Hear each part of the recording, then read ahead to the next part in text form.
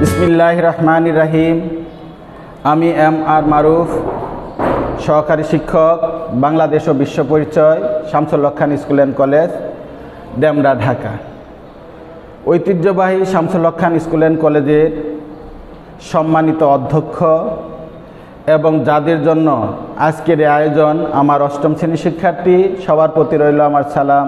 আসসালামু আলাইকুম।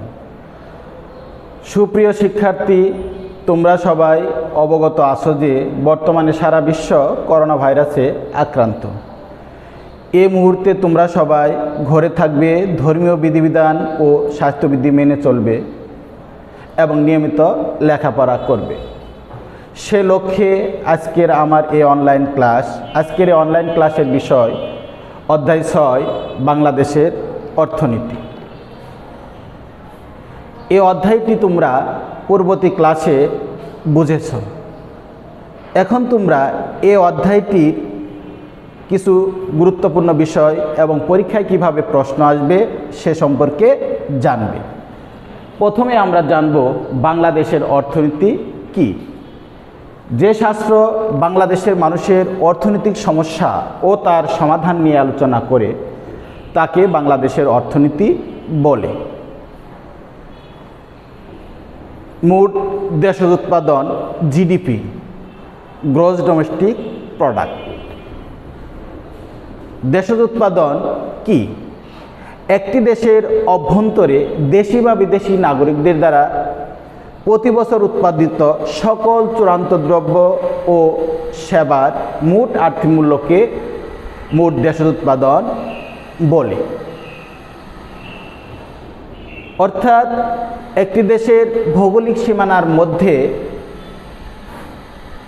যারাই কোনো দ্রব্য উৎপাদন করবে বা সেবা দিবে তার আর্থিক মূল্যই জিডিপি মধ্যে গণ্য হবে।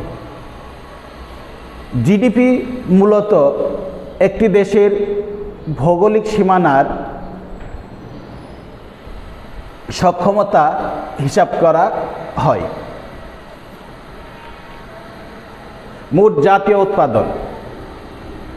মোট জাতীয় উৎপাদন কি? GNP, gross national product.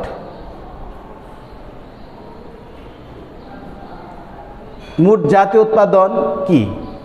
একটি দেশের নাগরিকদের দ্বারা প্রতি বছর উৎপাদিত সকল দ্রব্য ও সেবার মোট আর্থিক মূল্যকে মোট জাতীয় উৎপাদন বলে।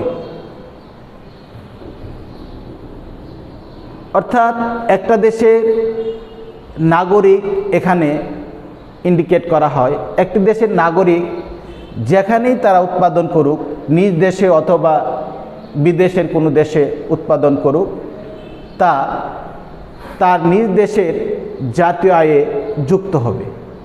জাতীয় আয় মূলত একটি দেশের নাগরিকের কতটুক সক্ষমতা রয়েছে সেটা হিসাব করা হয়। মাথাপিছু আয় একটি দেশের অভ্যন্তরে উৎপাদনের যোগফলকে, অর্থাৎ একটি দেশের মোট জাতীয় আয়কে সেই দেশের মোট জনসংখ্যা দ্বারা ভাগ করলে যা পাওয়া যায় তাকে মাথাপিছু আয় বলে।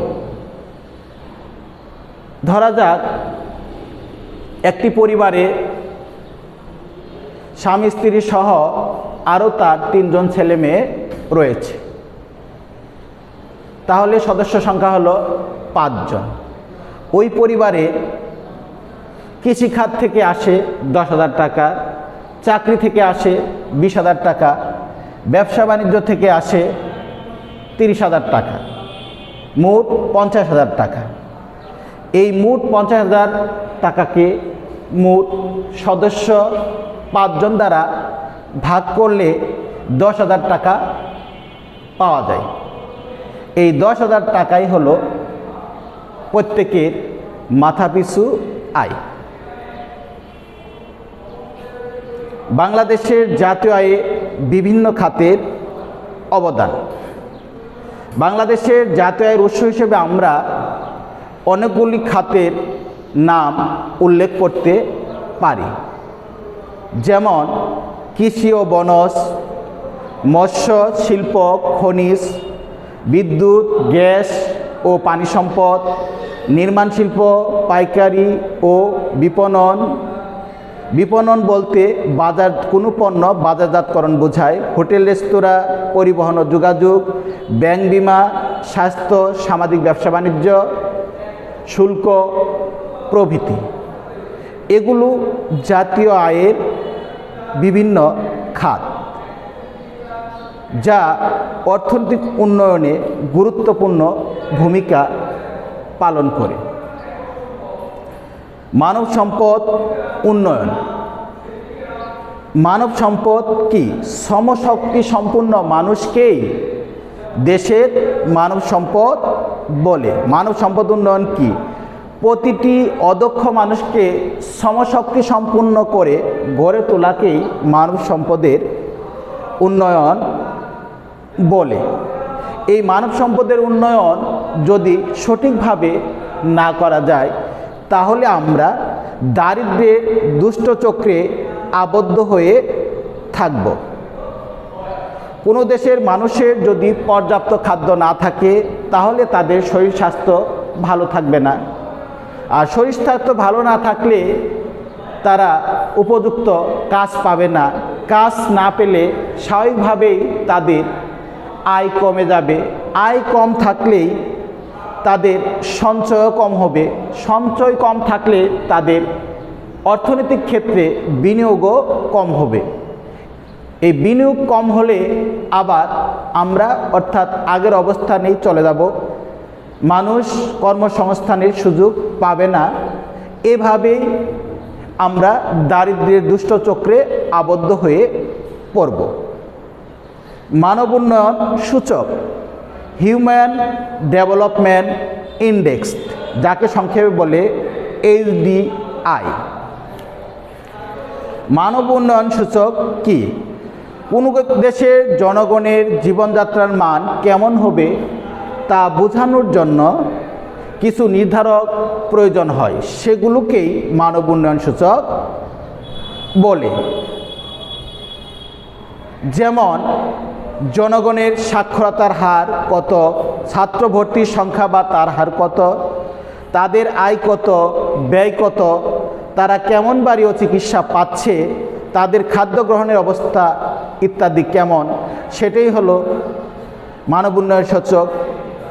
এ ধরনের বেশ কিছু সূচককে একত্রিত করে বলা হয় ওই দেশ বা জনগোষ্ঠীর জীবনযাত্রার মান কেমন। একটা দেশ যদি নিম্ন আয়ের দেশ থেকে নিম্ন আয়ের দেশ থেকে মধ্য আয়ের দেশে উন্নীত হয়, আবার মধ্য আয়ের দেশ থেকে যখন উচ্চ আয়ের দেশে উন্নীত হয়, তখন এই জিনিসগুলো, এই সূচকগুলো দেখা হয়। অর্থাৎ আমরা উচ্চ আয়ের দেশগুলোর দিকে লক্ষ্য করলে দেখতে পাব তাদের এই সূচকগুলো সকল দিক থেকে ভালো অবস্থানে রয়েছে।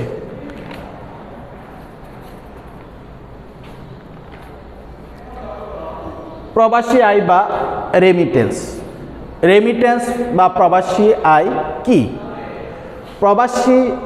প্রবাসে কর্মরত নাগরিকদের স্বদেশে প্রেরিত অর্থকে রেমিটেন্স বলে। অর্থাৎ টাকাটা তার নিজ দেশে প্রেরণ করতে হবে, তাহলেই মূলত তার দেশের অর্থনীতিতে এই টাকাটা অবদান রাখবে। বিদেশে কর্মরত শ্রমিক, কর্মচারী ও পেশাজীবীরা তাদের অর্জিত অর্থের একটা অংশ ব্যাংকের মাধ্যমে পরিবারের কাছে পাঠায়। তারা যে শুধু এই অর্থ তাদের পরিবারের প্রয়োজনে মেটায় তা কিন্তু নয়। এই ব্যাংকের টাকাটা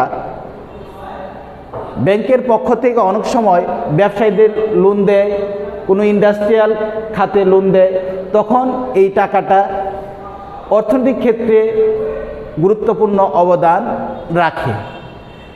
এতে দেখা যায় যে ব্যক্তি টাকাটা ব্যাংকে রাখলো সেও লাভবান হলো, ব্যাংকও লাভবান হলো, এবং যে ঋণ নিল সেও লাভবান হলো। দেশের অর্থনৈতিক উন্নয়নে গুরুত্বপূর্ণ ভূমিকা পালন করেই বলেই এই টাকা বর্তমানে বাংলাদেশের জাতীয় আয়ের একটি বড় অংশ হয়ে দাঁড়িয়েছে, যা অর্থনৈতিক উন্নয়নে গুরুত্বপূর্ণ ভূমিকা রাখছে। বর্তমানে এই করোনার সময় অর্থনৈতিক মন্দা থাকা সত্ত্বেও প্রবাসীদের আয়, প্রেরিত আয় অর্থাৎ রেমিটেন্স অর্থনৈতিক উন্নয়নে গুরুত্বপূর্ণ ভূমিকা পালন করছে, যা অর্থনৈতিক চাকাকে সচল রাখতে গুরুত্বপূর্ণ ভূমিকা পালন করবে।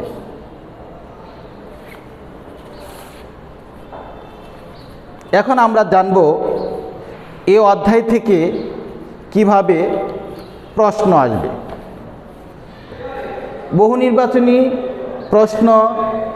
বহু নির্বাচনীর জন্য পাঠ্য বইয়ের পাশাপাশি বোর্ড প্রশ্নগুলো প্র্যাকটিস করবে। সৃজনশীল প্রশ্ন ক অর্থাৎ জ্ঞানমূলকের জন্য পাঠ্য বইয়ের অধিক গুরুত্বপূর্ণ তথ্য এবং মোট দেশ উৎপাদন, মোট জাতীয় উৎপাদন, মাথাপিছু আয়, মানব সম্পদ, মানব উন্নয়ন সূচক, রেমিটেন্স এই বিষয়গুলোর সংজ্ঞা পড়বে। খ অর্থাৎ অনুধাবনমূলকের জন্য কয়ে পড়ার সংজ্ঞার যে বিষয়গুলো সেটি বলতে কি বুঝো, কি ব্যাখ্যা করো এবং পাঠ্য বইয়ের অন্য আরও গুরুত্বপূর্ণ বিষয়ে কেন, কিভাবে ব্যাখ্যা করো, এ ধরনের প্রশ্নগুলো তোমরা পড়বে। গ গহ অর্থাৎ প্রয়োগ ও উচ্চতর দক্ষতামূলকের জন্য পাঠ্য বইয়ের মোট দেশের উৎপাদন, মোট জাতীয় উৎপাদন, মাথাপিছু আয়, বাংলাদেশের জাতীয় আয়ে শিল্প খাতের অবদান, রেমিটেন্স এবং এই বিষয়গুলোর সাথে মিল আছে এমন বোর্ড প্রশ্নগুলো প্র্যাকটিস করবে। সুপ্রিয় শিক্ষার্থী, পরিশেষে বলতে চাই, life is not a bed of roses. জীবন গোলাপের বিছানা নয়, প্রতিনিয়ত সমস্যা আসবে, এই সমস্যা নিয়েই আমাদেরকে এগোতে হবে। তাই তোমরা এ মুহূর্তে বাসায় থাকবে, ধর্মীয় বিধিবিধান মেনে চলবে এবং নিয়মিত লেখাপড়া করবে। সবাই সুস্থ থেকো, ভালো থেকো, আল্লাহ হাফেজ।